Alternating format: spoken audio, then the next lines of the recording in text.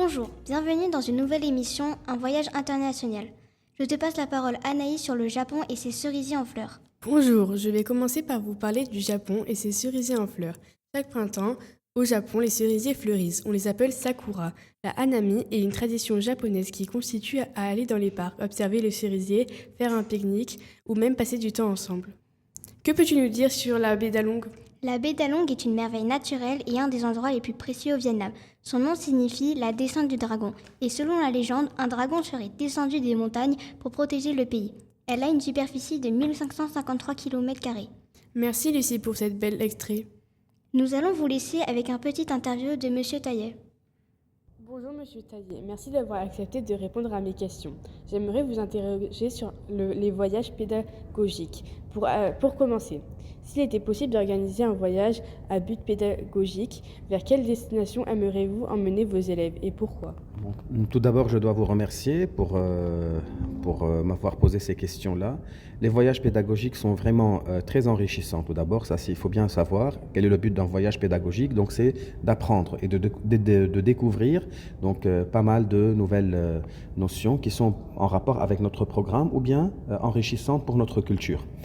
Concernant les voyages pédagogiques, en tant que prof de sciences, il y a pas mal de voyages pédagogiques que j'aimerais bien faire, mais si je veux choisir un ou deux voyages qui m'intéressent, par exemple, j'aimerais bien accompagner mes élèves en Islande.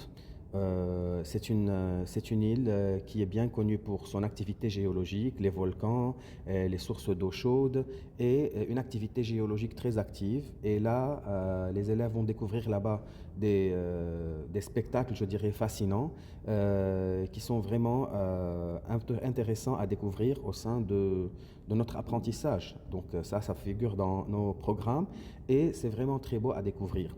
Un deuxième voyage, mais ça reste quand même un peu limite, mais j'aimerais bien, puisque je travaille sur la biodiversité, je m'intéresse beaucoup à ce sujet-là, j'aimerais bien accompagner mes élèves dans un voyage, mais je ne sais pas si c'est faisable, on va essayer, dans une forêt tropicale, où on va découvrir une véritable biodiversité, parce que les caractéristiques physico-chimiques de l'endroit là-bas permettent un développement d'une faune et d'une flore qui sont vraiment très riches, très variées.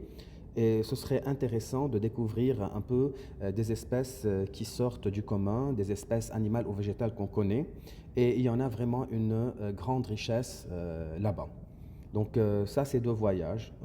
On peut bien sûr allonger la liste autant qu'on veut, mais pour ça, donc ces deux voyages sont vraiment très intéressants.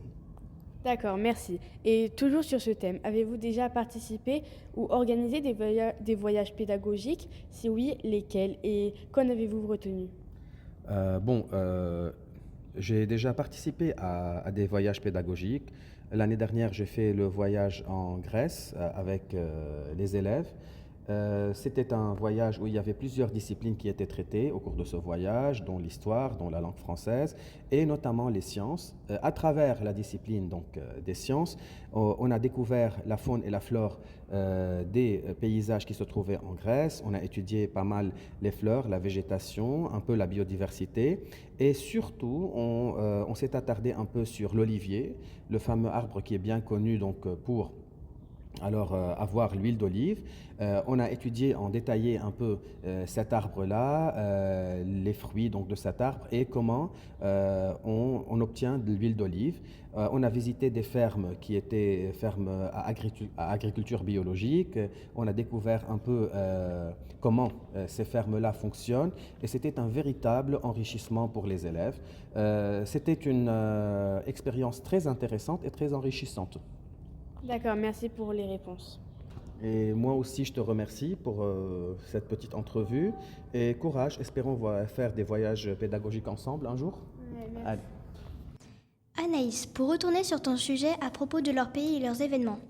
Maintenant, je vais vous parler du Brésil, où se passe le carnaval le plus coloré du monde. Chaque année, au Brésil, il y a un grand carnaval. C'est une fête avec de la musique, des costumes et des danses. Les gens défilent, chantent et s'amusent dans des rues remplies de couleurs. Merci beaucoup Anaïs. Je vais continuer avec les rizières. Les rizières sont des champs spécialement pour cultiver le riz, souvent inondés d'eau pour améliorer la croissance de la plante. La plupart du temps, on en trouve en Asie. Elles jouent un rôle agricole et écologique. Aujourd'hui, elles font face à des défis comme le changement climatique. Merci de nous avoir écoutés. On se retrouve très bientôt pour une prochaine émission sur Fréquence Libre. Nous vous quittons avec la musique Hatching de Freddie Hott. Au revoir. Where did I go wrong? I'm lost inside my head. When everything around me keeps on changing, and these broken thoughts are waking. I don't like to fly on my own. I need a little love sometimes. When the lights go dim and I'm outside in, she's the only one that still feels right. And she know how it goes. One day I'm the most, next day I'm a joke, headed down that slope. Then I float to the coast, with a lump in my throat. Say, will you stand your ground if I lose mine? Even if it takes me a long time to realize that I'm wrong and I'm singing a song with lyrics that don't rhyme. I keep fading away to a place that don't feel safe. And I pray that I wake up one day. I'm falling to pieces, I'm breaking apart. I'm ready to fix this, but where do I start? Where do I start? I'm falling to pieces, I'm breaking apart. I'm ready to fix this, but where do I start? Where do I start? Where do I? The only way to cope is to escape. A little piece of heaven in my veins. This promise that I never wanna face. I pull the pin and now it's getting late. This holy water is sacred. It don't turn a sinner to a saint though. I'm strung out, I'm anxious. I can't get high if I never get low. And I choke up when I think about how peace and quiet's become too loud. I've been here for months and I can't find a way out. I'm falling